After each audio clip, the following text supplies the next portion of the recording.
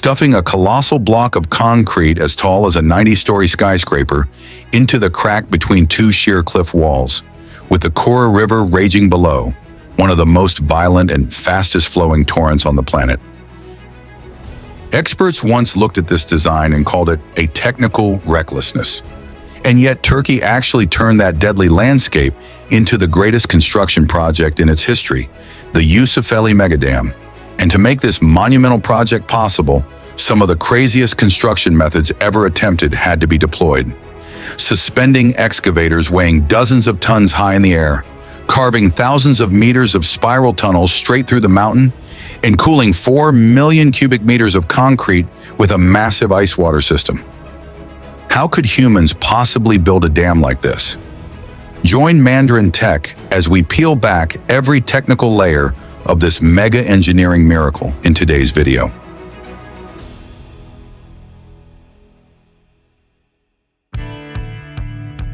Turkey's economic boom and rapid urbanization have pushed its electricity demand to record levels. However, the country still relies heavily on imported fossil fuels, forcing the government to search for alternative energy solutions. The Yusufeli megaproject was launched to take on that mission. To turn this strategy into reality, engineers placed their hopes on the Kura River, one of the fastest-flowing rivers in the world, with an average discharge of about 278 cubic meters per second. This powerful kinetic energy offers a hydropower potential of up to 10 billion kilowatt-hours per year. Even more importantly, the river's steep V-shaped valley creates exceptionally favorable terrain conditions, allowing engineers to design a 275-meter-high arch dam capable of generating enormous pressure to drive the turbines. Once completed, the mega project is expected to supply electricity to about 2.5 million people and significantly improve flood control across the downstream region. In most major hydropower projects around the world, such as Itaipu Dam, Three Gorges Dam, and Grand Coulee Dam, engineers chose a gravity dam design, a massive concrete structure that stays stable mainly because of its own weight. But at Yusufeli, this option was almost impossible. The Kura River Valley is extremely narrow and deep, with very steep mountain slopes on both sides. If a gravity dam had been built here, the amount of concrete required would have been enormous, making construction costs unrealistic. Instead, engineers selected a double curvature concrete arch dam design. Unlike a gravity dam, an arch structure allows the reservoir's pressure to be transferred sideways into the solid rock walls on both sides of the valley, rather than pushing entirely downward onto the foundation. The natural V-shaped valley geometry in this area effectively turned the surrounding cliffs into natural supports for the entire structure.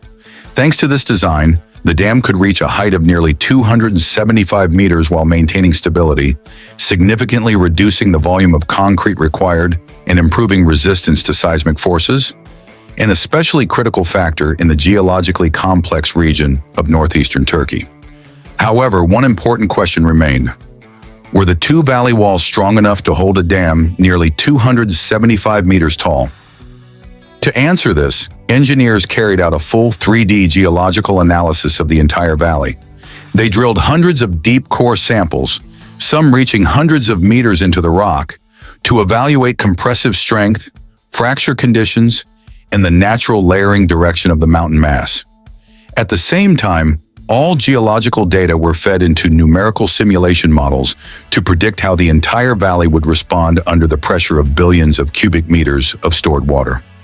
Only after confirming that both mountain slopes could function as reliable natural supports for the arch structure was the plan to build Turkey's tallest dam officially approved. Every second, nearly 278 cubic meters of water rushed through the Kura Valley with tremendous force. So before the Yusufeli Dam could even begin to rise, engineers first had to redirect the entire river. To do this, they drilled and blasted a massive diversion tunnel straight through the mountain. With a diameter of up to 11 meters and a length of about 1 kilometer, this tunnel functioned like a giant bypass pipe, capturing the full flow of the Kura River and guiding it safely around the construction site before releasing it back downstream.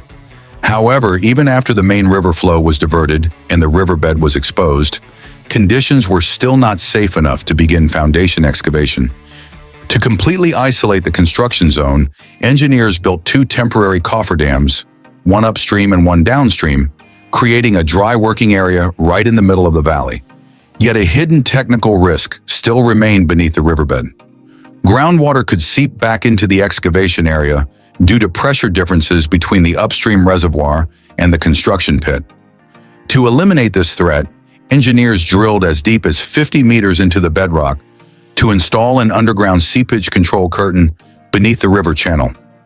This system effectively sealed hidden water pathways and stabilized the entire foundation area, ensuring safe conditions for building one of Turkey's most ambitious hydropower structures. To turn the two valley walls into true structural supports for a dam nearly 300 meters tall, engineers could not rely on natural terrain alone. They had to firmly lock the dam into the mountain using a massive steel anchoring system. Engineers drilled tens of meters deep into the bedrock on both abutments of the dam, then installed large-diameter, high-strength steel anchor bars into these boreholes. These anchors were injected with high-pressure cement grout to tightly bond them with the surrounding rock, forming a network of steel roots that secured the dam body firmly to the mountain slopes. In addition, this anchoring system helped seal natural fractures within the rock mass, reducing the risk of block movement and significantly improving seismic resistance. As a result, the entire arch structure could remain tightly pressed against the valley walls, with extremely high stability under both water pressure and earthquake loading. Nearly 300 meters below the valley floor, the Yusufeli construction site was almost completely isolated from the world above. To make construction possible, engineers had to create an entirely new transport route, a massive spiral access tunnel driven directly through the mountain. This tunnel allowed heavy trucks carrying concrete, steel, and construction equipment to move continuously between the mountain surface and the foundation level without being affected by steep terrain or landslide risks. This underground route stretched about 2,420 meters in total length, winding upward in a continuous spiral with a carefully controlled technical gradient of around 18%. The spiral design effectively neutralized the extreme natural slope of the valley. More importantly, it preserved the stability of the surrounding mountain slopes while turning the tunnel into a vital transportation artery that sustained the entire Yusufeli megaproject during peak construction periods. Under the harsh terrain conditions of the Karoo Valley, conventional construction roads alone were not enough. Instead, engineers established a three-dimensional logistics network operating simultaneously inside the mountain, along the slopes, and even across the air above the valley. Steel cable systems were stretched directly between the mountainsides, forming aerial transport corridors capable of lifting and moving equipment weighing dozens of tons. Excavators, steel components, drilling equipment, and large concrete buckets could all be suspended and delivered precisely to their required installation points on the dam structure. At the same time, a high-capacity aggregate conveyor system was installed along the mountain slopes to continuously supply crushed stone and sand from the crushing plant to the batching station. After mixing, the concrete was transported down to the dam body using specialized mixer trucks traveling through the internal spiral tunnel, ensuring that the concrete always reached the placement zones within the allowable time limits required by structural design. The total volume of concrete used at the Yusufeli Dam reached about 4 million cubic meters. At this scale, transporting concrete from outside the construction site was almost impossible. Instead, a large-scale system for quarrying, crushing, screening, and concrete batching was installed directly above the construction area, forming a closed on-site supply chain. All the rock excavated from slope cutting and spiral tunnel construction was reused and fed directly into the crushing and screening system. Here, jaw crushers and cone crushers operated continuously to break large rocks and classify them into coarse and fine aggregates according to the required grading specifications.